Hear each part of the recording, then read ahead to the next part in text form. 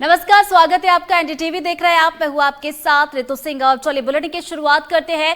राजधानी भोपाल में collector guideline के तहत जमीनों के दाम बढ़ाने का प्रस्ताव फिलहाल होल्ड हो गया है और वजह यह है कि क्या सांसद और क्या विधायक सबने जमीनों के दाम बढ़ाने का विरोध शुरू कर दिया था। योजना समिति की बैठक में भी सबने विरोध दर्ज कराया था, फिर भी दाम बढ़ा दिए गए थे। हालांकि कहा जा रहा है कि विजयपुर और बुधनी में चुनाव परिणाम आने के बाद भोपाल जिले का भी कलेक्टर गाइडलाइन पर दोबारा निर्णय लिया जाएगा। इतने रेट बढ़ा दिए गए हैं कि लोग रजिस्ट्री नहीं करा पा रहा है। उप मुख्यमंत्री जी से भी मेरी बात हुई है, मूल्यांकन समिति की बैठक में भी बातचीत हुई। अपने अच्छे बुरे फैसलों के लिए विपक्ष के टारगेट पर रहने वाली सरकार इस बार अपनों के टारगेट पर है। बीजेपी दफ्तर से सांसद से लेकर विधायक तक ने सरकार के भोपाल कलेक्टर गाइडलाइन को लिए फैसले पर सवाल उठाए हैं। जिला प्रशासन को कटघरे में खड़ा किया है, आरोप लगाए हैं कि हमारी राय नहीं ली गई।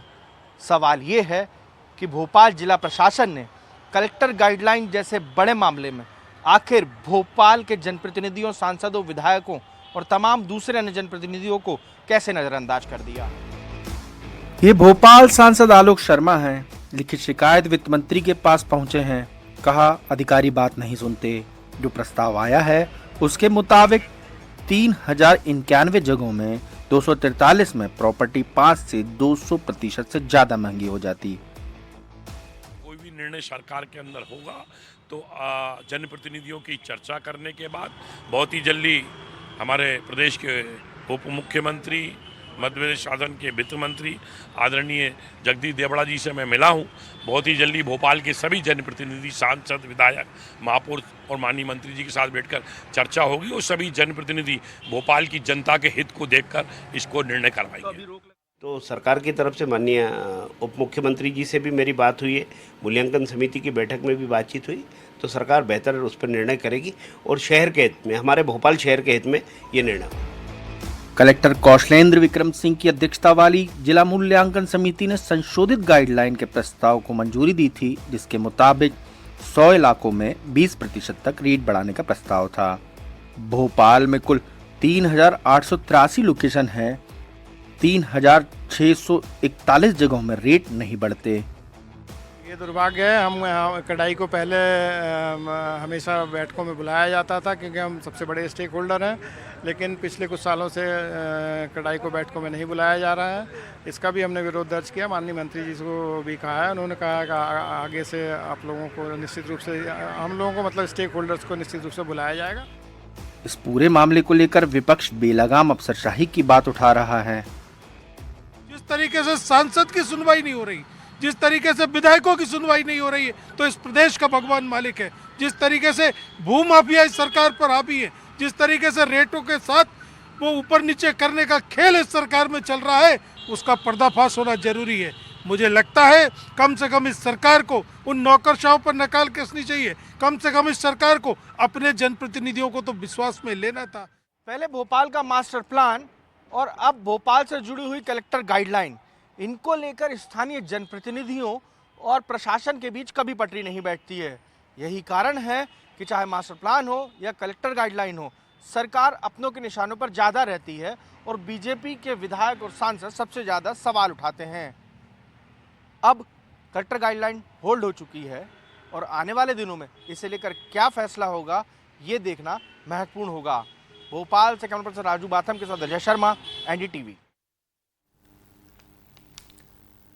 और चलिए इसी पर हम बातचीत करेंगे। मेहमान हमारे साथ जुड़ गए, परिचय करवा देते हैं। सुयश कुलश्रेष्ठ जी हमारे साथ जुड़ गए जो कि टाउन प्लानर हैं।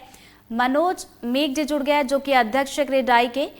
देवेंद्र सिंह हमारे साथ जुड़ गए जो कि रिटायर्ड आईएएस है। और अशोक गोयल जी हमारे साथ जुड़ गए हैं जो कि वकील हैं। और अजय शर्मा हमारे संवाददाता हमारे साथ जुड़ गए। और सबसे पहले हम अजय का रुख कर लेते हैं। अजय, आखिर पूरा मामला क्या है, सबसे पहले आपसे ये समझना चाहेंगे। तो चलिए अजय हमारे साथ जुड़ेंगे, उसके पहले अशोक जी भी हमारे साथ जुड़े हैं। अशोक जी का रुख कर लेते हैं। सर, अगर बैलेंस की बात की जाए, सर्किल रेट और जो बाजार का रेट होता है, आखिर इसको बैलेंस कैसे किया जाना चाहिए? सर्वप्रथम देव उठनी 11 की सभी दर्शकों को एनडीटीवी के बहुत बहुत बधाई। अब बैलेंस की जो बातचीत है, कई जगह जब व्यक्ति गाइडलाइन से ऊपर रेट में रजिस्ट्री कराता है तो मूल्यांकन समिति के सामने जब मामला जाता है, जैसे इंदौर में 5000 लोकेशन को चिन्हित किया गया था जहां गाइडलाइन बढ़ाने का प्रस्ताव था, जिसमें 249 जगह ऐसी पाई गई थी जहां गाइडलाइन से ज्यादा में लोगों ने रजिस्ट्री कराई। तो 249 जगह ही गाइडलाइन बढ़ाने का प्रस्ताव 20 नवंबर या 1 दिसंबर से लागू होगा। इसमें 150 टाउन को भी शामिल किया गया है। और अगर हम देखें प्रॉपर्टी में जो 3 सालों में निरंतर वृद्धि, ऐतिहासिक वृद्धि का दौर रहा है, चाहे कृषि भूमि हो चाहे कमर्शियल प्रॉपर्टी हो। कृषि भूमि 3 गुना बढ़ी और कमर्शियल प्रॉपर्टी 2 गुना बढ़ी। मतलब कोरोना के बाद ऐसा लगा था कि प्रॉपर्टी में मंदी का दौर आएगा, लोग नर्वस हो चुके थे और अपने आप में नर्वस सिस्टम में हर व्यक्ति ये सोच रहा था कि प्रॉपर्टी हो चाहे गोल्ड हो, सब में मंदी का दौर आएगा। लेकिन जिस हिसाब से शासन ने 20% लोन बिना किसी गारंटी से दिया, तो जो लोन का पैसा प्रॉपर्टी में आया तो उससे ऐतिहासिक तेजी बनती चली गई और जो प्रॉपर्टी की तेजी है वो पूरे भारत में अपने आप में एक विशाल कायम कर लिया है उसने तेजी ने। पूरा वर्ल्ड जब मंदी की चपेट में है, लेकिन भारत में जीडीपी रेट 7% है और चाहे प्रॉपर्टी हो चाहे गोल्ड हो चाहे शेयर हो, तेजी अपने आप में निरंतर बनी हुई है। ये हमारे प्रधानमंत्री का और हमारे जो वित्त मंत्री है उनका कमाल है कि उन्होंने हर क्षेत्र में विकास को बढ़ाया है। आज जब चाइना में प्रॉपर्टी का मार्केट क्रैश हो चुका है, अमेरिका में बाइडेन सरकार में प्रॉपर्टी कभी बढ़ी नहीं, लेकिन भारत की जो ग्रोथ है हर सेक्टर में निरंतर बढ़ रही है। इसको अपने आप में एक सरकार की सफलता मानना चाहिए और इसी कारण आज हमारा पूरे विश्व भारत की ओर देख रहा है कि भारत में इस तेजी का क्या कारण है। जी, आपके पास दोबारा लौटेंगे। मनोज जी का भी रुख कर लेते हैं। मनोज जी, देखिए, सर्किल रेट की बात की जाए तो कभी होल्ड कर दिया जाता है, कभी बढ़ा दिया जाता है, कभी कम कर दिया जाता है, तो आखिर इससे क्या फायदा और क्या नुकसान होता है? देखिए, इससे पूर्व हमारे वक्ता गोयल साहब जो कह रहे थे, मैं उनकी जो भारत की ग्रोथ है उससे बिल्कुल सहमत हूँ। भारत ग्रोथ तो निश्चित रूप से कर रहा है, लेकिन जहाँ तक प्रॉपर्टी और जो सर्किल रेट है उसमें तारतम्य का सवाल है, वो बिल्कुल टूटा हुआ है। बाजार में जो वास्तविक मूल्य है उससे कई गुना ज़्यादा सरकारी रेट कर दिए गए हैं, जिसके कारण ट्रांजैक्शन प्रभावित हो रहा है। और हम भोपाल जैसे शहरों में तो ख़ास तौर पे देख रहे हैं कि कई संपत्तियां इस कारण से नहीं बिक पा रही हैं क्योंकि उसमें और वास्तविक मूल्य में और गाइडलाइन के मूल्य में बहुत ज़्यादा फ़र्क है। इससे पूरा व्यवसाय में पूंजी का प्रवाह रुकता है। हम 2009 से लगातार सरकार को रिप्रेजेंटेशन दे रहे हैं कि वास्तविक मूल्य के अनुरूप सर्किल रेट को करने की कोई वैज्ञानिक विधि विकसित करें, अन्यथा इसके कारण और भी बहुत सारे जो कर हैं वो भी प्रभावित होते हैं और अंततः जो एंड यूज़र है या प्रॉपर्टी का खरीदार है वो प्रभावित होता है और बिज़नेस रुकता है। और चूँकि ये बिग टिकट साइज़ बाइंग है, इसका प्रभाव सरकार के राजस्व पे भी पड़ता है। हमारा दायित्व है कि हम सरकार के राजस्व को बढ़ाते रहें, लेकिन वो राजस्व इस कीमत पे नहीं बढ़ना चाहिए कि कोई भी बिज़नेस ख़त्म हो जाए। अब जब समस्या बहुत बढ़ गई, साल में एक बार रेट बढ़ाए जाते थे और बिना किसी वैज्ञानिक विधि के बढ़ाए जाते थे, हम लगातार विरोध कर रहे थे लेकिन सुनवाई नहीं थी। अब साल में 2 बार अभी मिड सेशन में इस बार बढ़ाने के प्रयास किए गए, तो ये आम जनता से लेके जितने जनप्रतिनिधि हैं उनके भी गले नहीं उतरी बात, वो सब इसके विरोध में है। और हम सौभाग्यशाली हैं कि भोपाल के रेट होल्ड कर दिए गए हैं और अब आने वाले समय में हमने अपनी 3 शर्तें कड़ाई की तरफ से रखी हैं कि जब तक इन शर्तों पे आप विचार ना कर लें और जनप्रतिनिधियों से चर्चा ना कर लें, आप इस प्रस्ताव पे आगे निर्णय ना लें। माननीय मंत्री जी ने हमें बहुत ही सहानुभूति से सुना है और हमारे तर्कों से सहमत हुए हैं। हम देखते हैं आगे सरकार किस तरह के कदम उठाती है। चलिए दोबारा आपके पास लौटेंगे। देवेंद्र जी भी हमारे साथ जुड़े, उनका भी रुख कर लेते हैं। सर, अगर प्रॉपर्टी के रेट्स की बात की जाए तो आखिर इसको नियंत्रित कैसे करना चाहिए? इसके लिए क्या एक रणनीति तैयार होनी चाहिए कि जो प्रॉपर्टी के रेट है वो नियंत्रित रहें? देखिए, इसमें एक तो टाउन प्लानिंग यानी प्लानिंग की गलती है, और दूसरा लोगों के पास जो ब्लैक मनी है उस ब्लैक मनी को वो प्रॉपर्टी में इन्वेस्ट करते हैं। केवल न्यू मार्केट, केवल बिट्टन मार्केट, केवल डीवी मॉल का एरिया, केवल एमपी नगर, यही रेट अनाप शनाप क्यों हैं? इसके अलावा शहर का समेकित विकास नहीं हुआ है और इसलिए कुछ स्थानों पर रेट बहुत ज़्यादा बढ़ जाते हैं। दूसरा, जहाँ तक नेताओं का प्रश्न है, नेताओं का भी मास्टर प्लान में अपना स्वार्थ है, नेताओं का भी प्रॉपर्टीज़ में अपना स्वार्थ है। ये बात पक्की है, चाहे किसी पार्टी का नेता हो, उनका स्वार्थ है। जहाँ तक क्रेडाई की राय लेने का सवाल है, मैं सहमत हूँ क्योंकि ये एक संस्था है। अब जहाँ तक कलेक्टर द्वारा सर्कल रेट डिसाइड करते समय किन फैक्टर्स पे ध्यान रखा जाता है, उसमें सबसे बड़ी बात तो ये पिछले साल की रजिस्ट्री किस क्षेत्र में किस मूल्य पर हुई। ये इसमें यदि कोई लोग ज़्यादा जानबूझकर निगोशिएट करके ज़्यादा कीमत पे खरीद रहे हैं तो इसमें रजिस्ट्री करने वाले क्या कर सकते हैं? और जब एवरेज निकालते हैं कलेक्टर तो पाते हैं कि भाई इस क्षेत्र में तो प्रॉपर्टी की रेट बढ़ गई है, उसी के आधार पे वो सर्कल रेट का कैलकुलेशन करते हैं। अब यदि इससे ज़्यादा वैज्ञानिक कोई विधि हो, किसी प्रदेश में किसी देश में लागू हो, तो उसका परीक्षण किया जाना चाहिए और उसको लागू करने पर विचार किया जाना चाहिए। परंतु इसमें ब्लैक मनी का खेल है, फॉल्टी प्लानिंग का खेल है और कुछ लोगों के इंटरेस्ट और ब्लैक मनी का खेल है, ऐसी मेरी राय है। चलिए, सुयश जी भी हमारे साथ जुड़े हैं। देवेंद्र जी ने जो बात कही, यही सवाल मैं सुयश जी से भी करना चाहूंगी। सर, आपने भी सर को सुना होगा, इस पर आपका क्या कुछ कमेंट है? निश्चित रूप से भोपाल का चहुमुखी विकास हुआ है, उस विकास के अनुमान में यहाँ पे इंफ्रास्ट्रक्चर और सुविधाओं की कमी है, परंतु भोपाल में एक राजधानी है और यहाँ पर हर कोई आके रहना चाहता है। इस वजह से पूरे प्रदेश के जितने भी लोग हैं वो भोपाल की तरफ आकृष्ट होते हैं। इस वजह से यहाँ पर रेट बढ़ते हैं। जहाँ तक प्रॉपर्टी के रेट्स के बढ़ने का सवाल है, जो गाइडलाइन में रेट्स बढ़े हैं वो बिल्कुल भी आधारभूत नहीं है, उसको प्रैक्टिकल सर्वे नहीं किया गया है ढंग से। कई बार ऐसा होता है कि कोई लोन वगैरह लेने के लिए ज्यादा रेट में रजिस्ट्री करा लेते हैं, तो ऐसे कुछ चुनिंदा केस जरूर होते हैं, पर अधिकारियों को जिन्होंने ये मूल्यांकन समिति है उनको मार्केट के आकलन करना चाहिए। आप विश्वास नहीं करेंगे, अयोध्या बाईपास रोड, मिसरोद और बावड़ी कला में सबसे ज्यादा रेट्स बढ़े, लगभग 44% इसमें गाइडलाइन में दर्शाए गए हैं। और होशंगाबाद रोड में कोरल वुड है, कुछ और कॉलोनी है जिनमें कि बहुत अत्यधिक रेट, मतलब जो मार्केट से लगभग 20-25% ज्यादा है। तो इस प्रकार के रेट्स बढ़ाए गए हैं जिसको बिल्कुल भी आधारभूत तरीके से व्यवहारिक रूप से उसके आकलन नहीं किए गए हैं। तो लगभग 4000 लोकेशन से जहां पर रेट्स बढ़े हैं, कहीं रेट कम नहीं हुए। तो इस बात पर पुनः विचार करने के लिए ये बहुत अच्छा सौभाग्य है कि हमारे बीच में मनोज मीक जी हैं जो क्रेडाई के अध्यक्ष हैं। इनके नेतृत्व में जनप्रतिनिधिमंडल मिला है मंत्री जी से, विधायक जी से, उन्होंने बहुत अच्छा स्टेप लिया है कि इसको होल्ड किया है। और निश्चित रूप से प्रैक्टिकल रूप से इसका आकलन होना चाहिए। ये बात ठीक है कि शासकीय स्तर पर जो टैक्स के द्वारा बजट में पैसा अधिक आता है, पर जो जनता की सामान्य जन को जो परेशानी हो रही है कि उसको मकान खरीदने में रजिस्ट्री में अधिक खर्च करना पड़ेगा, मार्केट में वो रेट नहीं है पर गाइडलाइन के अनुसार रेट अगर वो हो जाएंगे तो और भी कई वित्तीय परेशानी आ सकती हैं। तो इसलिए मूल्यांकन समिति को प्रैक्टिकल रेट्स का आकलन करना चाहिए, तभी उसका अंतिम निर्णय लेना चाहिए।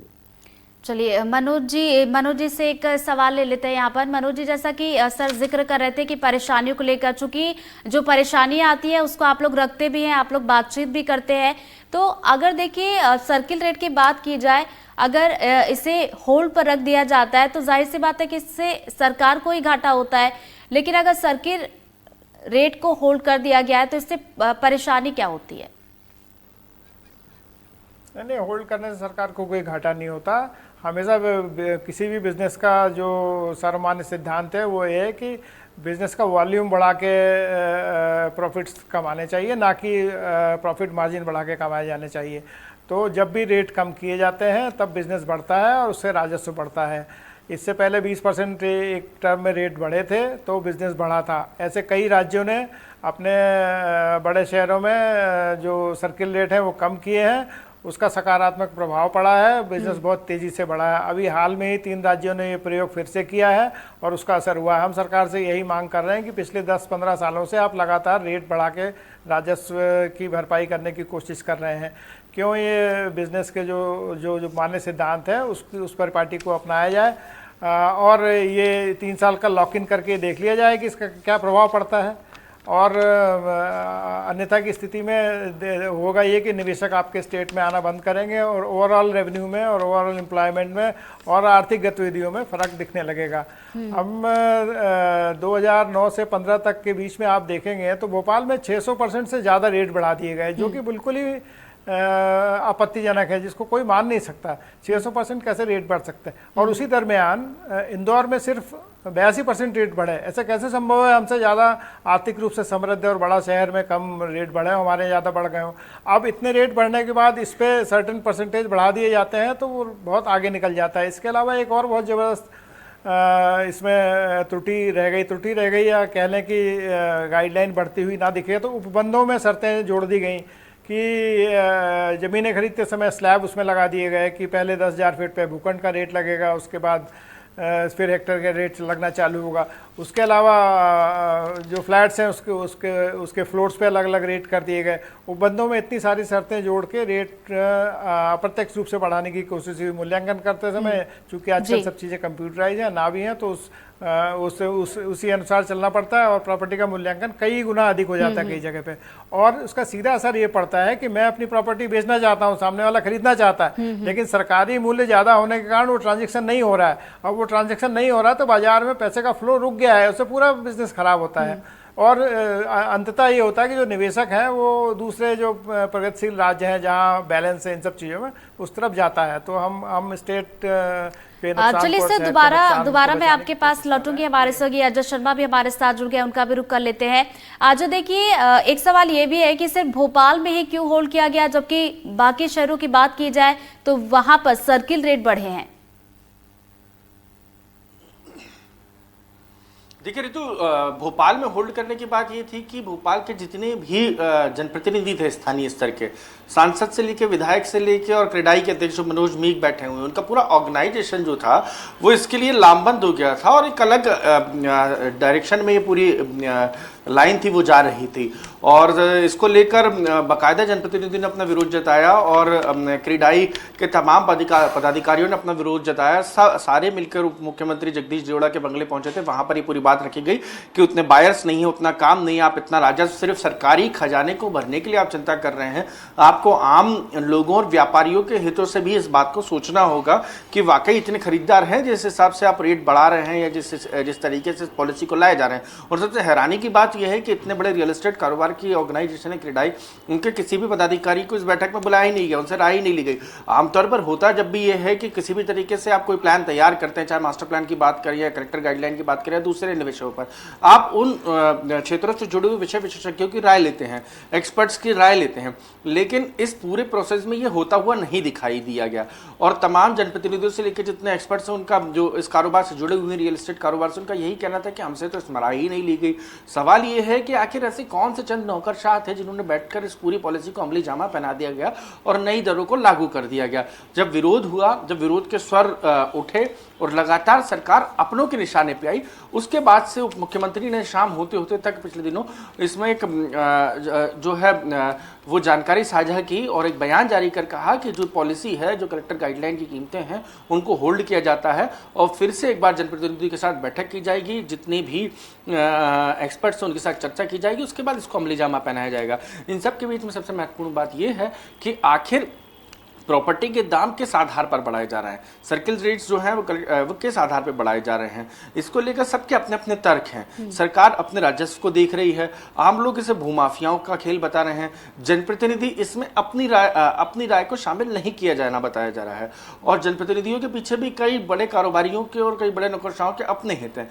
तो तमाम वो लोग जिनके अपने अपने हित हैं वो अब निकल कर सामने आ रहे हैं। लेकिन सवाल यही है कि आम लोगों के हिसाब से इसमें दो लोगों को सबसे ज़्यादा नुकसान हो रहा है। एक वो जो रियल एस्टेट के कारोबार में बड़े पैमाने पर निवेश कर रहे हैं या प्रॉपर्टी या कॉलोनियाँ काट रहे हैं या अपने कमर्शियल प्लॉट्स बेच रहे हैं, उनको एक सबसे ज़्यादा परेशानी का सामना करना पड़ रहा है, और जो खरीदार है उनके लिए पहुंच से जो प्रॉपर्टी है वो बहुत दूर होती जा रही है।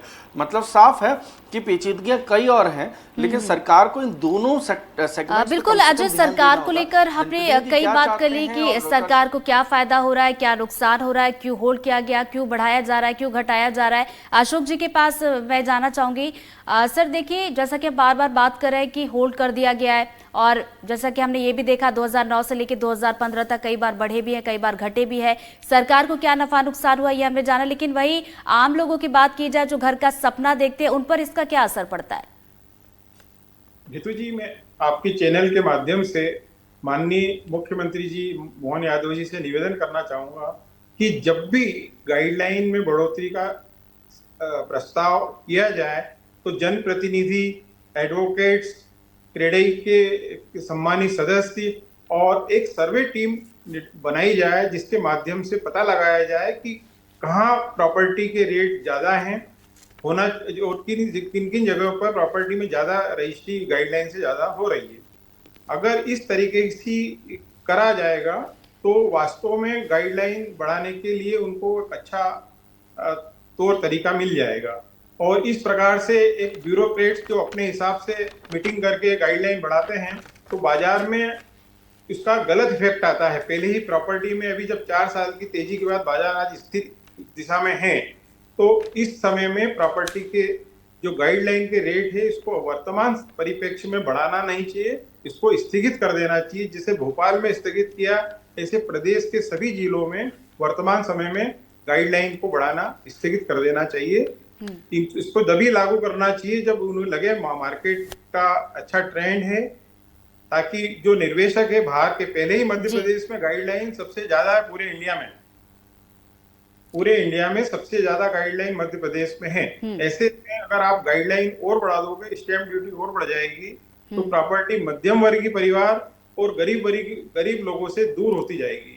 आधा पैसा आपको स्टैंप ड्यूटी में ही चला जाएगा। चलिए अशोक जी, गाइडलाइन पर देवेंद्र जी से भी एक छोटा सा सवाल लेते हैं। सर, अगर कलेक्टर की बात की जाए तो गाइडलाइन को लेकर किस तरीके का ध्यान देने की इसमें जरूरत है? देखिए, एक तो मिकाई जी ने जो, मनोज जी ने जो बात कही वो काफ़ी सही है कि कुछ क्षेत्र जो व्यापारिक केंद्र हैं, सेंटर में हैं, उनकी रेट तो अनाप शनाप बढ़ते हैं, परंतु जो दूरस्थ सबर्ब हैं, अब शहर के आउटर एरिया में हैं, यदि वहाँ सर्कल रेट बढ़ाई जाती है बिना किसी औचित्य के, तो वो किसी प्रकार से ठीक नहीं है। जैसे गांधीनगर के आसपास का इलाका, वहाँ बहुत सारे फ्लैट बने पड़े हैं। भोपाल में आज कम से कम 10-20 हज़ार फ्लैट बने पड़े हैं। तो इसके लिए शासन स्तर पर उच्च अधिकारियों की और टेक्निकल एक्सपर्ट्स की एक गाइडलाइन कमेटी बनाया जाना चाहिए, जो पूरे प्रदेश के लिए वो पैरामीटर्स और फैक्टर्स तय करे जो सर्कल रेट को या गाइडलाइन को प्रभावित करते हैं। परंतु जो ब्लैक मनी का रोल है, ये ब्लैक मनी तो या तो अधिकारियों के पास है, या नेताओं के पास है, या पूंजीपतियों के पास है। आज भोपाल से 25 किलोमीटर दूर तक जमीन 1 करोड़ 2 करोड़ रुपया एकड़ बिक रही है, और लेने वाले बहुत सारे हैं। यही लोग जमीन की कीमतों में आर्टिफिशियल वृद्धि कराते हैं, जिसका असर आम जनता को भुगतना पड़ता है। तो एक उच्च स्तरीय समिति बनाई जाए, और क्योंकि सरकार, ये बात सही है कि जितना स्टैंप ड्यूटी और जितना रजिस्ट्रेशन फीस मध्य प्रदेश में है, देश के अन्य राज्यों में उतना नहीं है। तो फॉरेस्ट से, एक्साइज से, माइन से और रजिस्ट्रेशन से, ये सरकार के 4 मुख्य स्रोत हैं। इसका मतलब ये नहीं है कि हम आम जनता को जो अपना मकान सही रेट में लेना चाहते हैं उनको वंचित करें। सही गाइडलाइन के लिए कमेटी बनाई जाए, उसको एक समय सीमा दी जाए, और उसको जन अदालत में पेश किया जाए, और उसके बाद उसको लागू किया जाए। चलिए मनोज जी के पास चलते। मनोज जी, सर्किल रेट की बात की जाए, बढ़ाया जाए कभी या फिर घटाया जाए, तो किन शर्तों के साथ इसे बढ़ाया या घटाया जाना चाहिए? घटाया तो जाता नहीं है, घटाया सिर्फ एक बार गया है, हमेशा बढ़ाया गया पिछले 15 साल से। एक बार कोई जब दूसरी पार्टी की सरकार थी तो उन्होंने एक प्रयास किया था कि कैसे बिजनेस बढ़ सकता है। लेकिन मैं एक और बात इसमें जोड़ना चाहता हूँ, ये आम जनता से जुड़ा हुआ मुद्दा है। ये डेवलपर्स को तो सिर्फ ज़मीन लेते समय ही सिर्फ प्रभावित करता है, बाद में जो जितने भी लोग प्रॉपर्टी खरीदते हैं या मकान खरीदते हैं वो रजिस्ट्री का खर्चा उनको बेयर करना पड़ता है, नंबर 1। नंबर 2 ये कि जब भी कोई अपनी प्रॉपर्टी बेचता है, अगर गाइडलाइन के रेट ज़्यादा हैं तो ज़्यादा गाइडलाइन रेट पर रजिस्ट्री कराता है तो उसको प्रॉपर्टी गेन ज़्यादा लगता है, सीधे सीधे टैक्स ज़्यादा लग जाता है, जो प्रॉपर्टी गेन या कैपिटल गेन जिसे हम कहते हैं। तीसरा सबसे बड़ा जो ज़्यादा लार्जर पब्लिक को प्रभावित करता है वो ये है कि सरकार ने संपत्ति कर जैसे अनेक कर जो है वो गाइडलाइन से या सर्किल रेट से लिंक कर दिए हैं। तो जितनी बार सर्किल रेट बढ़ता है उतनी बार प्रॉपर्टी टैक्स बढ़ता है, तो इससे तो पूरी जनता प्रभावित होती है। और साल में 2-3 बार अगर बढ़ाने लगेंगे तो फिर जनता पे जब संपत्ति कर और इस तरह की खर्चे बढ़ेंगे तो जनता की नाराजगी को संभालना आसान नहीं होगा। मेरे ख्याल से इस चुनौती की तरफ ध्यान अभी दिया नहीं गया है। इस तरफ बहुत गंभीरता से और सक्रियता से काम करने की ज़रूरत है। और ये ऐसा मुद्दा है कि जो आपको वाकई काफ़ी राजस्व इकट्ठा करा सकता है अगर ये जो बिजनेस करने के तरीके हैं जो सब जगह बाकी राज्य भी कर रहे हैं उस तरीके से किया जाए तो। चलिए, आप सभी मेहमान का बहुत बहुत शुक्रिया हमारे साथ इस चर्चा में जुड़ने के लिए। और इसी के साथ इस बुलेटिन में फिलहाल इतना ही। खबरों की लगातार अपडेट्स के लिए आप बने रहिए एनडीटीवी मध्य प्रदेश छत्तीसगढ़ के साथ। नमस्कार।